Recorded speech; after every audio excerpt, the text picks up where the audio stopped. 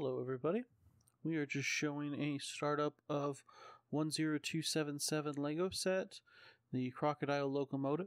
We're showing how to install a motor on it, and this is a knockoff motor. This was $30 for a kit of two. We can see here the motor there, and we also have a secondary motor right there.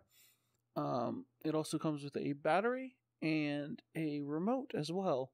So this ran, as I said, about $33 with shipping, and instead of I believe it's $50 for the battery and another $40 for the just one singular motor. So that would run me $90 for a little bit less of equipment. Of course, you can sync the one from Lego to your phone, and you have an actual what's it called? You have an actual connection to your phone with the technical Lego app. But let's rip this open and install this motor real quick. It's pretty easy. You just pull off the top, and they've designed it so that this whole thing can be done quite simply. You pull out this middle section here with your dials, everything in the inside, and it's pretty easy. It takes a little bit of finessing. It slides out. It slides out really easily, but it doesn't just like pop out. And then as you can see at the bottom there, you've got those two little Technic connectors that will actually fit in there. We'll show a close up there, right? So you need to remove those two little black pins, and those just snap out. Of course, I've got flappy fingers, so sometimes it takes me a little bit. We just put that steering wheel back on. That piece will not go back in. So I've got it stored in a different room with the two minifigures. But so we can see there, that's our gear that the motor will connect to. And it spins, and when you spin that, your wheels spin as well. So battery does not go on that side. It goes on the side with the gear. I'm just showing you the size differences. See, if we put it there, the shaft gets in the way. But when we put it over there, it'll just snap into place. So it's not too difficult to do. It's pretty self-explanatory. I didn't watch any major instructional videos. I saw a couple of people do it, but I didn't have to sit here with the instructional video playing while I was doing it. So you can see, obviously, if you were to put it on the other side, your pins wouldn't go into place, and your motor would spin while it was trying, quote-unquote, trying to spin the gear as well. I did make a mistake in this, so maybe I should have been watching a video while I was doing this. We'll see. But you can see those three holes, and it snaps into two of them.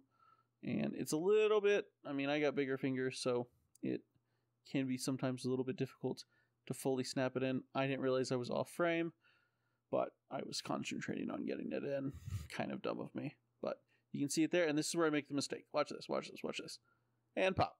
So I didn't put a finger at the end of the motor, and when I went to push it in, the axle was not lined up with the hole to the motor, and it popped it out. But I reinstalled it real quick. See, now you can see I'm going to be sticking a finger back there.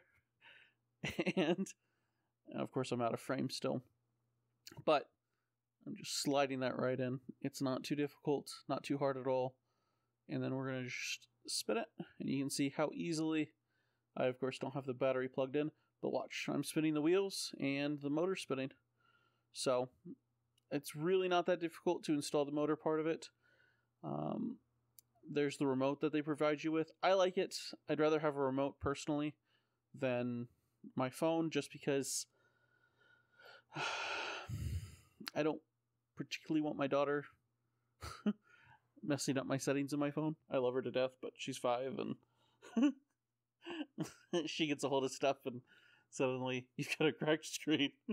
So the remote's just a whole lot less expensive of a replacement, but it just takes those AAA batteries. It comes with a screwdriver and everything.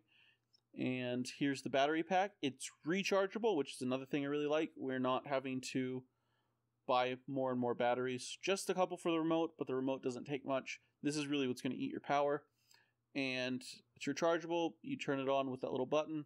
I had a little bit of trouble. I probably should have tried this first. I have used these before, I swear. It snaps into place eventually. I'm a smarter person than you'd think, but not based on this video, obviously. And so that's pretty simple, and here's just a demonstration. You get to the right one, and there it works. So we'll put that in real quick. You can see it spinning that gear really nice and smoothly. It goes forward, it goes backwards. It's got good response. It's immediate response practically. The only thing it cannot do is it doesn't ramp. So you can't. You're either going or you're not. There's no speeding up and slowing down. It's either full speed ahead or full stop. So now I'm just putting a little piece back on that I knocked off. Those edge pieces kind of tend to fall off a little bit, and it's just nice to have. There's, you can see it even comes with a charger. It's USB-A, I believe. It's definitely not USB-C, and the top of the roof snaps on immediately. So you can see that spinning. I probably should have gotten a little bit closer up on that. You got forwards and reverse, and here I am putting it on the tracks, making sure it's centered, taking off those pieces. I don't have a full setup of tracks yet. We'll be showing that later, just how much speed it has. But you can see it's not bolted down to the table, and it is moving. The momentum and the weight of the train is moving those tracks backwards and forwards. So it's definitely got a bit of go on that motor.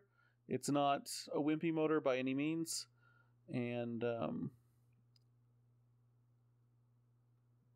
I actually picked this up off someone who was selling it. I think they were downsizing their house. They were older, and they were selling it, I think, for $70, which for me was just a great deal.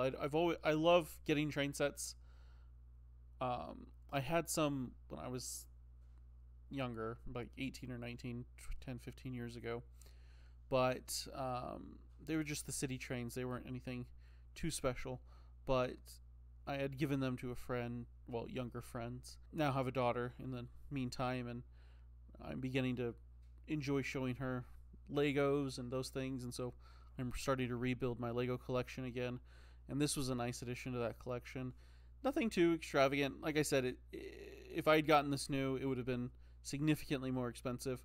So I was on Facebook, I saw it, and I immediately messaged him. We all three of us drove about an hour and a half